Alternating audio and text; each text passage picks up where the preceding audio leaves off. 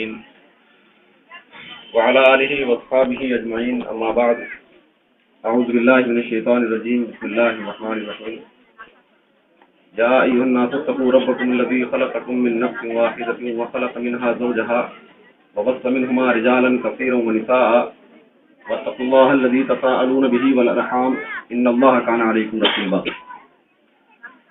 يا أيها الذين آمنوا اتقوا الله حق تقاته ولا تموتن إلا وأنتم مسلمون يا أيها الذين آمنوا اتقوا الله وقولوا قولا سديدا يصلح لكم أعمالكم ويغفر لكم ذنوبكم ومن يطع الله ورسوله فقد فاز فوزا عظيما وقال النبي صلى الله عليه وسلم النكاح من سنتي وقال عليه السلام أتزوج النساء فمن رغب عن سنتي فليس مني او کما قال علیہ الصلوۃ والسلام۔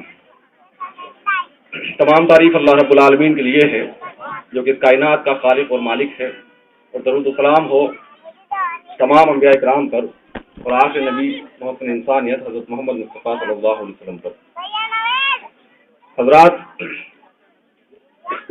ابھی جس تقریب میں ہم بیٹھے ہوئے ہیں وہ ہر سماج کا ایک اہم حصہ ہے، ایک اہم موقع ہے جس کے ذریعے سے ایک سماج کی تشکیل دی جاتی ہے۔ سب سے پہلے میں یہاں اس نکاح کی تقریب میں جو دلہا اور دلہن ہیں ان کو مبارکباد دینا چاہتا ہوں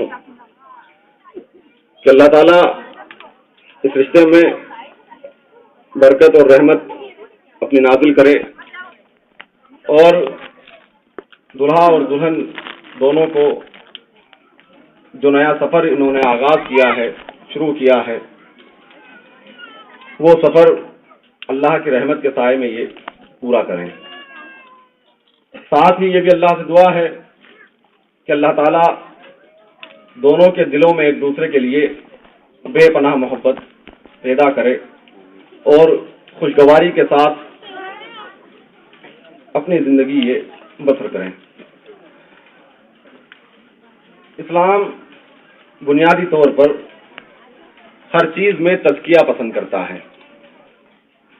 انسان کے نفس کا تزکیہ، انسان کے فکر و عمل کا تزکیہ، اس کے عقائد کا تزکیہ، سماج کا تزکیہ اور رسم و رواج کا تزکیہ۔ اسی مقصد کے لیے اللہ تعالیٰ نے اپنے پیغمبر دنیا میں بھیجے، اور قرآن میں یہ بات واضح طور پر کہی بھی گئی ہے کہ اللہ کے رسول لوگوں کا قرآن کے ذریعے سے، اپنی تعلیمات کے ذریعے سے تزکیہ کیا کرتے تھے۔ اسلام فکر و عمل میں تازگی اور پاکیزگی کو پسند کرتا ہے، یعنی انسان کی زندگی میں تازگی بھی ہو اور اس کے عمل میں پاکیزگی بھی ہو۔ باسی پن کسی حال میں اسلام کو پسند نہیں ہے، اسی طرح ناپاکی کسی حال میں اسلام کو پسند نہیں ہے۔ نکاح کی جو سنت سماج میں موجود ہے اس کے پیچھے بھی یہی مقصد ہے کہ سماج کو ناپاکی سے بچایا جائے اور ایک ایسے سماج کی تشکیل دی جائے جس میں بے حیائی اور فحاشی نہ ہو، بلکہ جو پاکیزہ اقدار پر قائم کیا گیا ہو۔ اسی مقصد کے لیے یہ نکاح کی سنت ضروری قرار دی گئی ہے، اور یہ لازمی قرار دیا گیا ہے کہ ایک مرد اور ایک عورت کا رشتہ اگر کسی بنیاد پر قائم ہو سکتا ہے تو وہ صرف نکاح ہے، جس کے ذریعے سے وہ دونوں ایک ساتھ اپنی زندگی بسر کرتے ہیں۔ تو نکاح اسی تزکیے کا ایک حصہ ہے جس کے ذریعے سے انسانی زندگی اور انسانی سماج کا تزکیہ کیا جاتا ہے، اس کو پاکیزہ بنایا جاتا ہے۔ نکاح انسانی زندگی میں پیش آنے والا ایک غیر معمولی واقعہ ہے، یعنی نکاح یہ نہیں ہے کہ کوئی معمولی واقعہ ہو جو انسان روز روز کرتا ہو، بلکہ یہ انسانی زندگی میں ایک بار پیش آنے والا غیر معمولی واقعہ ہے۔ بہت کم ایسے واقعات ہوتے ہیں کہ انسان کو دوبارہ نکاح کرنے کی ضرورت پیش آئے، ورنہ عمومی طور پر انسان ایک بار نکاح کرتا ہے۔ لہذا یہ بات بڑے واضح طور پر، یہ رہنمائی بہت کلیئر اللہ کے رسول کے ذریعے سے لوگوں کو بتائی گئی کہ جب یہ موقع انسان کی زندگی میں آئے تو اس موقع پر اس کو کیا کرنا چاہیے۔ اور اس موقع کی کیا اہمیت ہے. تو انسان نکاح جو کرتا ہے اس نکاح کے جو مقاصد ہیں جس وجہ سے انسانی سماج میں نکاح کی سنت کو جاری کیا گیا ہے، ہر وہ شخص جس کی زندگی میں یہ موقع آئے وہ ان مقاصد کو تازہ کرے، اس کو معلوم ہو کہ وہ کس سفر پر اب نکل رہا ہے اور کس زندگی کی وہ شروعات کر رہا ہے. کیونکہ اگر وہ مقاصد انسانی نظروں سے اوجھل ہو جائیں تو پھر اس نکاح کے ذریعے سے جو چیز حاصل ہونی چاہیے تھی وہ چیز انسان حاصل نہیں کر پاتا ہے. نکاح کا مقصد صرف جسمانی تسکین نہیں ہے بلکہ اس سے بڑھ کر ایک نئی نسل کو پیدا کرنا، ایک نئے سماج کی نیو ڈالنا، ایک ایسا سماج جو بہت بلند اقدار پر مبنی ہو، ایک ایسی نسل جس کے عظیم مقاصد ہوں، جس کے بڑے مقاصد ہوں. نکاح کا مقصد یہ ہے. نکاح کے ذریعے سے ایک نسل کو باقی رکھا جاتا ہے، ایک سماج کو باقی رکھا جاتا ہے. اگر کسی سماج میں نکاح نہ ہو تو وہاں نسل ایک طرح سے اپنا دم توڑ دیتی ہے، ایک سماج پوری طرح سے بکھر جاتا ہے، کوئی گھر وہاں پر پوری طرح سے بنا نہیں رہتا ہے. بے چینی کی کیفیت انسانی سماج میں پیدا ہو جاتی ہے اگر نکاح کو انسانی سماج سے ختم کر دیا جائے اور نکاح کے بجائے بے حیائیوں کو عام کر دیا جائے تو اس کے نتیجے میں بے چینی اور بےقلی کی کیفیت انسانی سماج میں پیدا ہوتی ہے. تو نکاح کے ذریعے سے جب نکاح ہو تو یہ مقصد ذہن میں بالکل تازہ رہنا چاہیے، بالکل واضح رہنا چاہیے کہ یہ نکاح اس لیے کیا جا رہا ہے تاکہ اس کے ذریعے سے ایک نسل تیار ہو اور ایک سماج کی تشکیل ہو، ایک سماج کی نیو ڈالی جائے. لہذا جب یہ بلند ترین مقصد نکاح کا تھا تو نبی صلی اللہ علیہ وسلم نے جو رہنمائی کی ہے وہ رہنمائی بھی ہمارے سامنے ہونی چاہیے. نکاح کے تعلق سے یہ بات کہی گئی ہے کہ نکاح کا اعلان کیا جائے، یعنی کہ انسان چھپ کر نکاح کر لے. یہ کوئی وہ کام نہیں جو انسان کسی غار میں بیٹھ کر لے، بلکہ اعلان کے ساتھ نکاح کیا جائے تاکہ سماج کو معلوم ہو کہ یہ جو ایک مرد اور ایک عورت ساتھ رہ رہے ہیں ان کے درمیان کیا رشتہ ہے. اس رشتے کا اعلان ہونا چاہیے اور اس کے اعلان کے ساتھ نکاح کیا جائے. اس کے ساتھ ہی یہ لازمی شرط قرار دی گئی کہ نکاح باہمی رضامندی کے ذریعے سے ہو، زور زبردستی کے ذریعے نہ ہو، کیونکہ نکاح کے ذریعے ایک نسل تیار کرنی ہے، ایک مقصد ایک سماج کو تشکیل دینا ہے. اگر رضامندی نہ ہو دو لوگوں کے درمیان تو وہاں کوئی چیز تشکیل نہیں دی جا سکتی، وہاں صرف بگاڑ پیدا ہوگا، وہاں انسان گھٹ گھٹ کر اپنی زندگی بسر کرے گا، وہاں انسان بظاہر آزاد نظر آتے ہوئے بھی ایک قید میں رہے گا. لہذا یہ لازمی شرط قرار دے دی کہ باہمی رضامندی کے ذریعے سے نکاح کی تقریب کو پورا کیا جائے.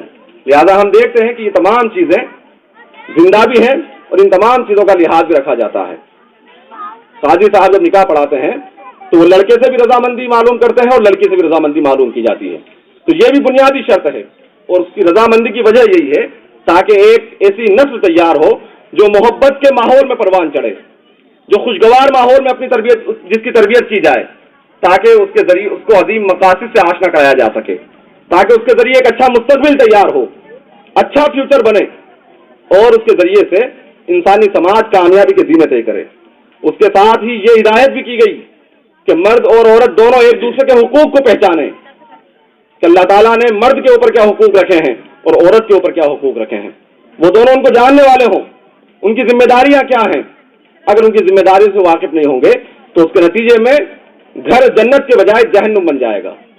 لہذا جب کبھی نبی صلی اللہ علیہ وسلم نکاح کا خطبہ دیتے تو قرآن کے 3 مقامات سے قرآن آیات وہ پڑھ کر سناتے. ہر نکاح کے موقع پر آج بھی وہ آیات پڑھی جاتی ہیں. نکاح کا خطبہ جب دیا جائے میں معذرت کے ساتھ یہ بات کہوں گا کہ یہ بہت اہم واقعہ ہے. میں نے شروع میں یہ بات کہی ہے کہ نکاح کسی بھی سماج کا غیر معمولی واقعہ ہے. اس موقع پر جو لوگ اس نکاح میں شامل ہوں وہ تمام لوگ اس نکاح کے گواہ ہوتے ہیں. لہذا ان کو یہ احساس کرایا جائے کہ گواہی کی اسلام میں کیا اہمیت ہے، انسان اپنی زبان سے جو بات نکالے اس بات کی اس بول کی کیا اہمیت ہے. لہذا جو عربی میں کلمات پڑھے جاتے ہیں وہ لوگوں کو بتائیں بھی جائیں کہ انہوں نے کیا سنا ہے. نکاح کے خطبے میں کس بات کا احساس دلایا گیا ہے، کیا ہدایت اس وقت کی گئی ہے. سورہ نساء کی پہلی آیت پڑھی جاتی ہے، یا ایھا الناس اتقوا ربکم الذی خلقکم من نفس واحدہ یہ نکاح ہو رہا ہے. اس وقت تمام لوگوں کو یہ بات یاد دلا دی گئی کہ لوگوں اللہ سے ڈرو جس نے تمہیں ایک جان سے پیدا کیا ہے. یا ایھا الناس اتقوا ربکم الذی خلقکم من نفس واحدہ، ڈرو اپنے اس رب سے جس نے تمہیں ایک جان سے پیدا کیا ہے اور اسی جان سے عورت کو بھی پیدا کیا ہے. یعنی عورت کوئی حقیر مخلوق نہیں ہے، عورت بھی تمہاری طرح انسان ہے، اس کو انسان سمجھا جائے. جس کے ساتھ تم نکاح کر رہے ہو وہ تمہاری داسی نہیں ہے، تمہاری غلام نہیں ہے، تم کوئی کام کرنے کی مشین گھر لے کر نہیں جا رہے ہو، بلکہ جس کو تم اپنے ساتھ گھر لے جا رہے ہو وہ تمہاری طرح انسان ہے، تمہاری طرح اس کے اندر روح موجود ہے، تمہاری طرح دھڑکتا ہوا دل اس کے سینے میں موجود ہے. جب اس کو تکلیف دو گے تو اس کو بھی درد ہوگا. لہذا یہ احساس کرایا گیا کہ اس رب سے ڈرو، اور یہ بات کہی گئی کہ ڈرو، یعنی اس رب سے کوئی چیز چھپی ہوئی نہیں ہے جس نے تم کو پیدا کیا ہے ایک جان سے، ایک ماں اور ایک باپ سے. اس رب سے ڈرو جس کا واسطہ دے کر تم ایک دوسرے سے حقوق مانگتے ہو. اور یاد رکھو رشتوں میں بگاڑ پیدا نہ کرو. اللہ تعالیٰ ان لوگوں کو پسند نہیں کرتا جو رشتوں میں بگاڑ پیدا کرتے ہیں. اللہ تعالیٰ تمہارا نگہبان ہے، تمہارے ہر عمل سے باخبر ہے. تو یہ سب سے پہلی بنیادی بات بتا دی گئی کہ مرد اور عورت دونوں ایک نسل سے پیدا کیے گئے ہیں اور دونوں جسم کے ساتھ روح بھی رکھتے ہیں اور اپنا اخلاقی وجود بھی رکھتے ہیں. لہذا یہ چیز دونوں کو سمجھنی چاہیے. کوئی کسی کو کمتر نہ سمجھے، کسی کو حقیر نہ سمجھا جائے، اور جو حقوق طے کیے گئے ہیں ان حقوق کو ادا کیا جائے.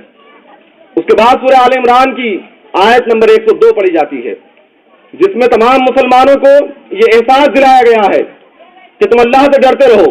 یا ایھا الذین آمنوا اتقوا اللہ حق تقاتہ، ڈرو اللہ سے جیسا اس سے ڈرنے کا حق ہے. ڈرنے کا مطلب خوف کھانا نہیں ہے، تقویٰ کا مطلب خوف نہیں ہوتا ہے. تقویٰ کا مطلب یہ ہے کہ جو حدود اللہ نے طے کیے ہیں ان حدود کی پامالی نہ ہو، ان حدود کی پامالی نہ ہو، ان حدود کو پہچان کر اور سرحد کے اندر رہ کر اپنی زندگی بسر کی جائے. یا ایھا الذین آمنوا اتقوا اللہ حق تقاتہ، اللہ کا تقویٰ اختیار کرو، اللہ سے ڈرو جیسا ڈرنے کا حق ہے. ولا تموتن الا وانتم مسلمون، اور تمہیں موت نہ آئے مگر اس حال میں کہ تم مسلم ہو. یعنی ہر وقت انسان مسلم رہے. مسلم کا مطلب ہوتا ہے کہ انسان اپنا سر اللہ کی اطاعت میں جھکا دے، اللہ کے فیصلوں پر راضی ہو جائے، خوش دلی کے ساتھ اس کے حکم کو وہ تسلیم کرے. اس چیز کا نام مسلم ہوتا ہے. نکاح ایک بار ہوتا ہے، لہذا انسان کی یہ خواہشیں ہوتی ہیں کہ میں اپنے من کی تمام مرادیں پوری کر لوں، کیونکہ وہ جانتا ہے کہ نکاح بار بار نہیں ہوتا. لیکن اس وقت اس کے سامنے اللہ کا حکم بھی موجود ہوتا ہے، اللہ کے رسول کا طریقہ بھی موجود ہوتا ہے. اب یہ انسان کا امتحان ہے کہ وہ اپنے من کی مرادیں پوری کرتا ہے یا اللہ کے رسول کے طریقے کو اختیار کرتا ہے. ولا تموتن الا وانتم مسلمون، تم کو موت نہ آئے. یعنی انسان نماز تو 5 بار پڑھ رہا ہے، اگر ایک نماز میں کوتاہی ہوئی تو اگلی نماز میں اس کو موقع ہے تلافی کرنے کا. لیکن نکاح میں اگر کوئی چوک ہوتی ہے تو زندگی بھر اس کو تلافی کرنے کا موقع نہیں ہے. اس لیے انسان پوری طرح سے حساس رہے، بیدار رہے کہ یہاں کوئی ایسی چوک نہ ہو جس کے نتیجے میں اللہ کے رسول کو تکلیف ہو، اللہ ناراض ہو جائے. ہم جو اپنی رسم و رواج کی وجہ سے اللہ کے دین کو پشت کے پیچھے ڈال دیتے ہیں. سب کی خواہشیں ہوتی ہیں، سماج کی خواہشیں ہوتی ہیں، لڑکے اور لڑکی کی خواہشیں ہوتی ہیں، تمام رشتہ داروں کی خواہشیں ہوتی ہیں.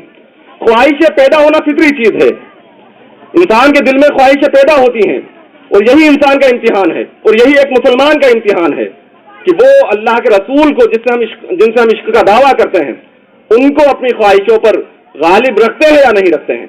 تو یہی اس آیت کا مطلب، یہ احساس دلایا جاتا ہے کہ تم اس وقت اب کیا کر رہے ہو، مسلمان ہو یا کسی دوسرے طریقے کو اختیار کر لیا ہے. اور اس کے بعد پھر ایک بات عام طور پر ان تمام لوگوں کو کہی جاتی ہے جو نکاح میں موجود ہیں. یا ایھا الذین آمنوا اتقوا اللہ وقولوا قولا سدیدا، سورہ حجرات، سورہ احزاب کی آیت 70 اور 71. کہا گیا کہ لوگوں جو ایمان والے ہو اللہ سے ڈرو اور اپنی زبان سے سیدھی اور سچی بات کہو. یعنی تم اس تقریب کے گواہ ہو، اس واقعے کے گواہ ہو. آگے کبھی اگر تم کو گواہی کے لیے بلایا جائے، کوئی ایسے حالات اگر بن جائیں تو اپنی زبان سے سچ بات نکالنا، سیدھی اور سچی بات کہنا. یہ نہیں کہ کسی سے ڈر کر کسی سے رشتہ داری نبھانے کے لیے غلط بات اپنی زبان سے نکالنے لگو، جھوٹ بولنے لگو، الزامات لگانے لگو. یہ معاملہ نہ ہو. یا ایھا الذین آمنوا اتقوا اللہ وقولوا قولا سدیدا، جب تم یہ کام کرو گے یصلح لکم اعمالکم، تو اللہ تعالیٰ تمہارے اعمال کو سدھار دے گا، تمہاری اصلاح کرے گا، تمہارے گناہوں کو معاف کر دے گا. ومن یطع اللہ ورسولہ فقد فاز فوزا عظیما. اور اس کے بعد یہ بات کہی ہے کہ وہ لوگ اللہ کے اور اللہ کے رسول کی اطاعت کرتے ہیں، کامیابی انہی کے لیے ہے، کامیابی انہی کے لیے ہے۔ اطاعت ہر معاملے میں، رسم و رواج میں بھی ہو، عبادات میں بھی ہو، اور جو ہمارے سماجی معاملات ہیں ان تمام چیزوں میں اللہ کے رسول کی اطاعت ہو۔ یہ نکاح اللہ کے رسول کی سنت ہے، اللہ کے رسول کی اطاعت ہے۔ سنت کا مطلب یہ نہیں ہے کہ جس کو کرے تو ثواب ہے اور نہ کرے تو گناہ۔ سنت دین کے سورس کا نام ہے۔ نکاح فرض کیا گیا ہے، اللہ کے رسول نے بات کہی ہے کہ جو نکاح نہ کرے وہ ہم میں سے نہیں، ہم میں سے نہیں مطلب مسلمان نہیں۔ فلیس منی فمن رغب عن سنتی فلیس منی، جو میری سنت کو نہ اپنائے وہ ہم میں سے نہیں، مطلب مسلمان وہ نہیں ہے۔ تو نکاح کی یہ اہمیت ہے، لہذا اس نکاح کے جو مقاصد ہیں ان مقاصد کو اپنے ذہن میں تازہ رکھیں اور ان مقاصد کے حصول کے لیے ہم بیدار رہیں، باخبر رہیں اور اس کی کوشش کرتے رہیں۔ میں ایک مثال دے کر اپنی بات کو ختم کرتا ہوں کہ ایک کسان کھیتی کرتا ہے تاکہ اچھی فصل اس کو ملے۔ انسان نے بیج تو ڈالا ہو اناج کا، لیکن کھیت سے اگر جھاڑ جھنکار اگنے لگے، کانٹے اگنے لگے، گھاس اگنے لگے، تو کیا کسان خوشی کے ساتھ دیکھتا رہے گا؟ خاموشی سے بیٹھا رہے گا؟ بلکہ وہ اس کا علاج کرے گا۔ شادی کا مقصد ایک اچھی نسل پیدا کرنا ہے۔ انسان تو پیدا ہو رہے ہیں، بچے تو پیدا ہو رہے ہیں، لیکن وہ جو سماج کو تباہ کرنے والے ہوں، وہ جو سماج کو برباد کرنے والے ہوں، وہ جو اپنے بزرگوں کا نام ڈبانے والے ہوں، اگر ایسی نسل پیدا ہو رہی ہے تو سماج کے بزرگوں کو، سماج کے نوجوانوں کو، مرد و خواتین کو، سب کو سوچنے کا وقت ہے کہ آخر کہاں چوک ہو رہی ہے، کہاں غلطی ہو رہی ہے کہ نکاح کا جو مقصد تھا اچھی فصل تیار کرنا، اس کے بجائے جھاڑ اور جھنکار پیدا ہو رہے ہیں۔ تو یہ جو نکاح کے مقاصد ہیں، ان نکاح کے مقاصد کو تازہ رکھتے ہوئے نکاح کی تقریب کو ہم ادا کریں، اور اس موقع پر یہ یاد رکھیں کہ اللہ تعالیٰ گواہ ہے ہمارے اس عمل کا، ہماری اس موجودگی کا، اور کل میدان محشر میں اللہ کے سامنے کھڑے ہو کر ہر عمل کی ہم کو گواہی دینی ہے۔ اللہ سے دعا ہے کہ اللہ تعالیٰ کو توفیق دے۔ وما توفیق الا باللہ العلی العظیم۔